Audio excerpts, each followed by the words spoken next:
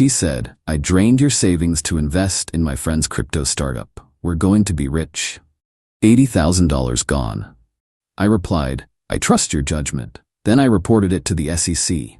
Her friend's startup was a Ponzi scheme. When federal agents raided her friend's house and named her as a co-conspirator.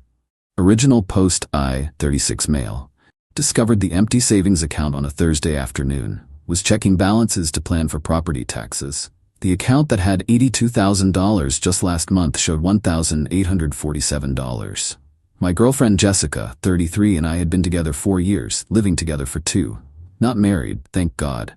We kept separate finances mostly, but I'd given her access to this one savings account for emergencies while I traveled for work. My hands were shaking as I called the bank. Maybe fraud? System error? The authorized user Jessica Winters withdrew $80,000 via wire transfer on October 3rd, the rep said. October 3rd. 2 weeks ago. While I was at a conference, I called Jessica. She answered on the third ring, chipper as always. "Hey babe, how's your day?" "Jess, where's the money from the savings?" Pause, then excitement in her voice. "Oh, I was going to surprise you tonight. I invested it." "You, what?"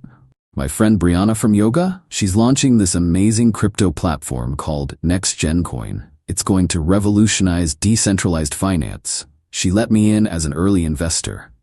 I literally couldn't speak. "Babe, we're going to be rich." She showed me the projections, 400% returns in 6 months. I invested the whole $80,000 to maximize our profits. "You took $80,000 without asking me?" "I knew you'd overthink it. You always do with investments. Sometimes you just have to trust your gut, and trust me. That was my inheritance from my dad. You knew that. And now it'll be worth $320,000. You should be thanking me." I hung up, sat in my car for probably an hour.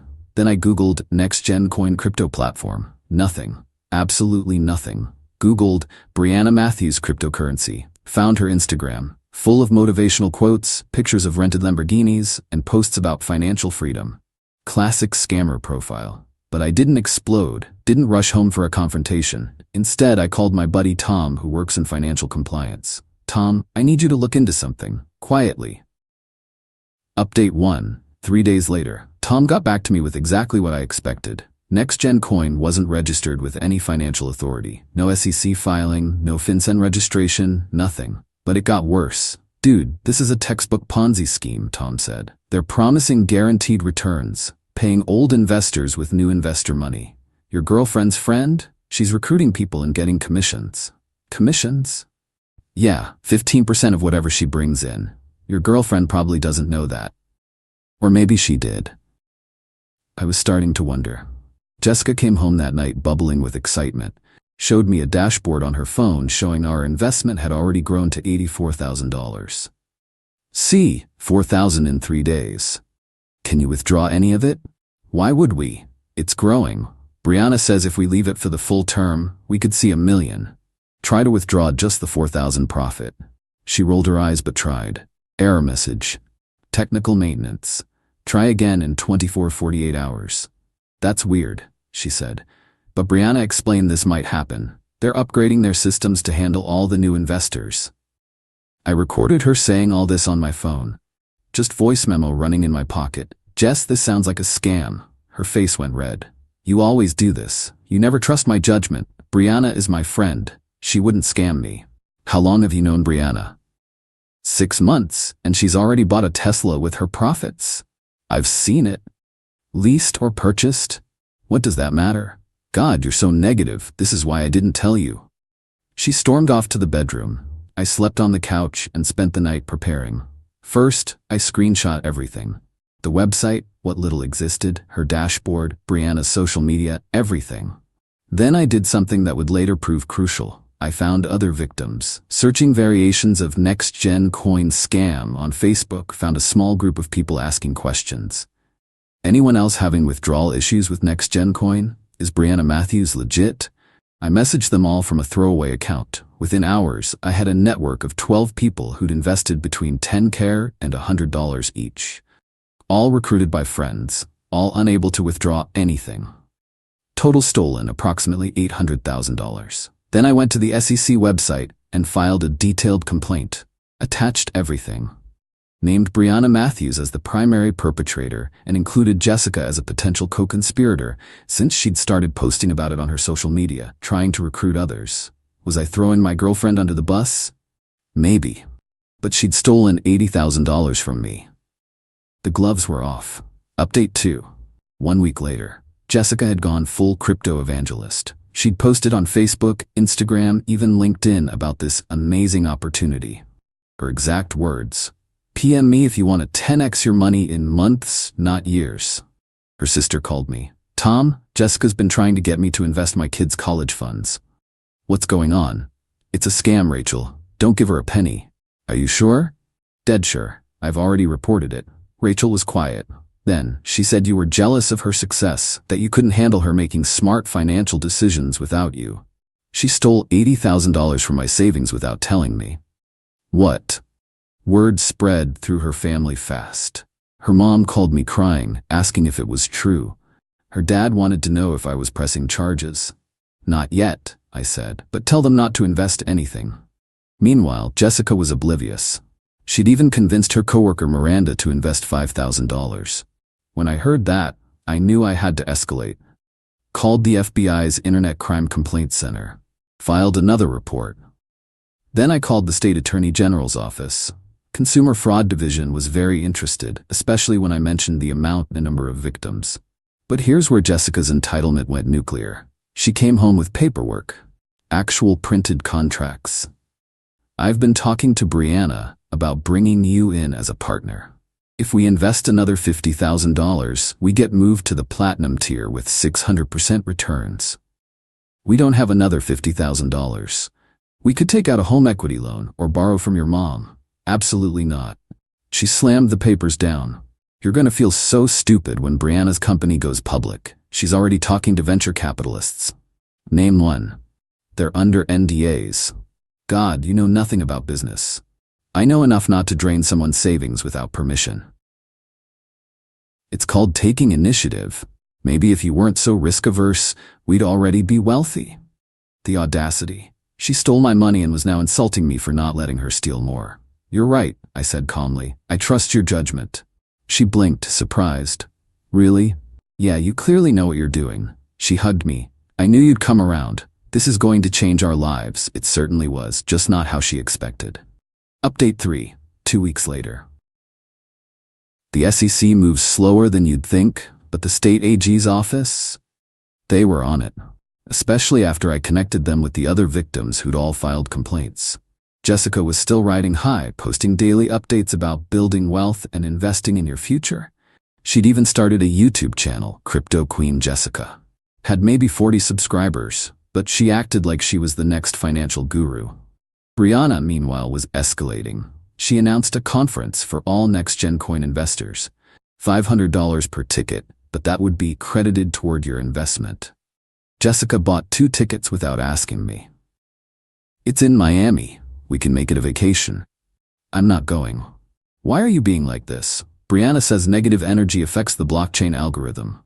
I almost laughed. "The blockchain algorithm?"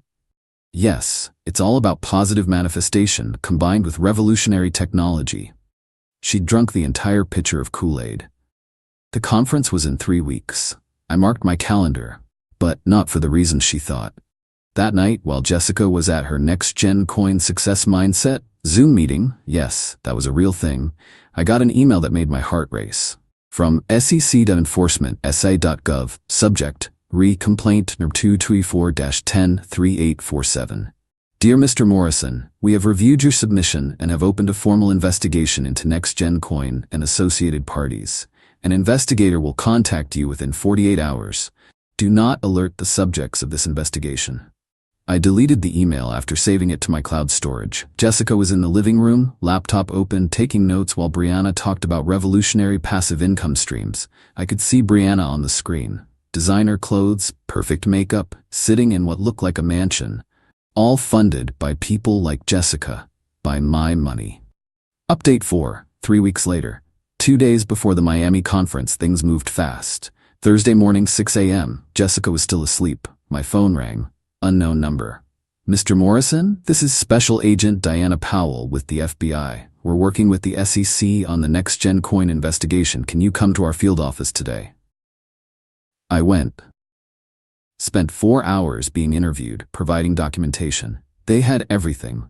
Bank records, showing money flowing from victims to Brianna's accounts, then to offshore accounts, then back to her personal shopping and lifestyle. Your girlfriend received a $12,000 commission for recruiting Miranda Walsh, Agent Powell said, sliding a paper across the table. My stomach dropped. Jessica got commissions? 3 so far. Total of $18,500. Did you know about this? No. She's been classified as a co-conspirator. We have warrants ready. The raids will happen tomorrow morning. Raids? Brianna Matthews' residence and the next-gen coin office. Your girlfriend will likely be arrested too. I sat there, processing. Jessica hadn't just been scammed. She'd become part of the scam. What should I do? Act normal. Don't tip her off. And Mr. Morrison, you might want to separate your remaining finances immediately. I went straight to the bank. Removed her from the emergency account she drained, changed all my passwords, opened new accounts she didn't know about, moved everything. That night, Jessica was packing for Miami. You sure you won't come? It's going to be life-changing. I have to work, she shrugged. Your loss. Brianna says they're announcing something huge, maybe an IPO. She kissed me goodbye. Love you. When I get back, we should look at houses. We'll be able to afford something amazing soon. I watched her pack her laptop, her investment portfolio binder, her next-gen coin founder t-shirt Brianna had sent her. Love you too, I said. It was the last normal conversation we'd have. Update 5 the next day. I called in sick to work and waited. 9:17 a.m. Jessica called. She was screaming. What did you do? What the hell did you do? What's wrong? The FBI is at Brianna's house. They're at the conference hotel. They're arresting everyone. What? Why? Don't play dumb. They said someone reported us. It was you, wasn't it? Reported what, Jess? Your legitimate investment? Silence. Then, this is because you're jealous. You couldn't stand that I was successful without you. Successful? Can you withdraw any of that money? That's not. Brianna explained. Did you know you were getting commissions? Longer silence. It was a referral bonus. That's normal. You told me it was your investment growing. You lied. I was going to tell you. I was going to surprise you with background noise, male voice. Ma'am, you need to come with us.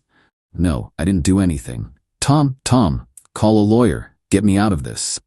Line went dead. I did call a lawyer, for myself, to make sure I wasn't liable for any of her crimes, and to start the process of recovering what I could from the assets that would be frozen. By noon, it was all over the news. FBI raids cryptocurrency Ponzi scheme, 47 arrests made. Brianna Matthews was the lead story. $14 million stolen from over 200 victims across 12 states. Jessica was named as one of 17 recruitment coordinators who'd earned commissions for bringing in new victims. Her mugshot was brutal. Mascara running, hair a mess, wearing that ridiculous next-gen coin founder shirt. Her family started calling immediately. Her mom, how could you let this happen? She stole $80,000 from me. I reported a crime. Her dad, you destroyed her life. She destroyed her own life when she became a scammer.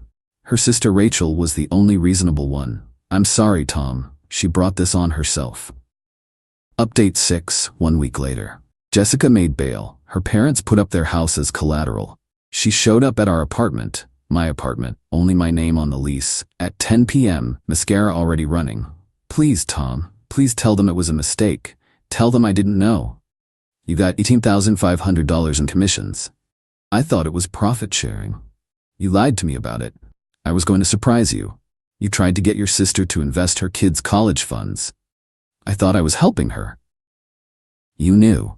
Deep down, you knew something was off. But the money was too good. She broke down completely. I just wanted us to be rich. I wanted to prove I could do something big without your help. You did something big, all right. Federal crimes are pretty big. This is your fault. If you just supported me, get out. This is my home too. No, it's not. Your name isn't on the lease. You have no legal right to be here. Leave now or I call the cops. You wouldn't. I pulled out my phone and dialed 911. She ran. Her lawyer, public defender, reached out the next day. They wanted me to testify that Jessica was manipulated, that she didn't understand what she was doing.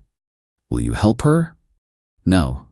She could go to prison for 3 to 5 years. Then she should have thought about that before stealing my inheritance and scamming others. The entitlement didn't stop. Jessica's mom called me crying, begging me to help. Her dad offered to pay me back partially if I'd testify on Jessica's behalf. I'll give you $30,000 if you help her. You don't have $30,000. You mortgaged your house for her bail. I'll get a loan. To help the daughter who committed wire fraud, no bank will touch you. Update 7, 1 month later. The asset forfeiture was swift. Everything Brianna owned was seized. Every victim who could prove their investment got put on a list for restitution. I was number 3 on that list due to the amount and my early reporting. Jessica's assets were frozen too. Her car, that she was still making payments on, her jewelry, everything of value. She tried one last manipulation. Posted a sob story on social media about being betrayed by someone I loved and falling victim to a sophisticated scam. Started a crowdfunding campaign for her legal defense. It raised $234 before being shut down for violating the platform's terms about funding legal defense for financial crimes. The other victims weren't sympathetic either. Miranda, her co-worker who'd lost $5,000, posted, "Jessica knew. She convinced me to invest my mother's cancer treatment fund. I hope she rots." Jessica's professional life imploded. She was fired from her marketing job immediately. Her LinkedIn became a wasteland. Someone, not me, made a website, jessicawinterscammer.com, with all the public court documents. She texted me from a burner phone, "You've ruined my life. I'll never work again. I'll never recover from this. Are you happy?" I responded, "You ruined your own life. I just reported it. I loved you. You loved my money. And even that wasn't enough." Final update, 6 months later. The trial was quick. Brianna got 12 years federal prison. She'd stolen over $14 million total when all the victims were counted. The money was gone, spent on luxury goods, trips, and transferred to accounts in countries that don't cooperate with U.S. law enforcement. Jessica pled guilty to wire fraud and conspiracy charges. The prosecution had too much evidence. The commissions, the recruitment posts, the messages where she acknowledged people couldn't withdraw funds but kept recruiting anyway. She got 18 months in federal prison, 3 years supervised release, and ordered to pay $63,000 in restitution to her victims. At sentencing, she tried one last play. "Your Honor, I was manipulated by a close friend. My boyfriend reported me out of spite after I made an investment decision without consulting him. I'm the real victim here." The judge wasn't having it. "Miss Winters, you received nearly $20,000 in commissions for recruiting victims to a scheme you had reason to know was fraudulent. You continued recruiting even after being unable to withdraw funds yourself. You are not a victim, you are a perpetrator." Her parents were there. They looked broken. They'd spent their retirement savings on her lawyer, put their house up for bail, and their daughter was still going to prison. As for my money, I got $31,000 back from the asset forfeiture. Better than nothing, but that inheritance from my dad is mostly gone forever. Jessica's sister Rachel reached out last week. She's in the minimum security facility. She wanted me to ask if you'd put money in her commissary account. The audacity never ends. No. She says you owe her for destroying her life. She owes me $49,000 and an apology. She'll never pay either. You're right. I'm sorry I asked. I'm sorry for everything she did. I'm doing okay now. Dating someone new, a teacher who thinks cryptocurrency is imaginary money for people who think they're too smart for regular scams. She's not wrong. The apartment is mine alone now. Peaceful. No one's going to drain my accounts for their friend's revolutionary investment opportunity. I kept one thing from the whole mess, a screenshot of Jessica's Crypto Queen YouTube channel. 43 subscribers. 0 videos now, all deleted. The bio still reads, "Building generational wealth, one blockchain at a time." Sometimes when people ask why I'm so careful with money, I show them that screenshot. Then I tell them about the time my ex-girlfriend stole my inheritance for a Ponzi scheme and ended up in federal prison. They usually think I'm joking. I wish I was. PSA, if someone promises guaranteed returns on cryptocurrency or any investment, it's a scam. If they need you to recruit others to make money, it's a scam.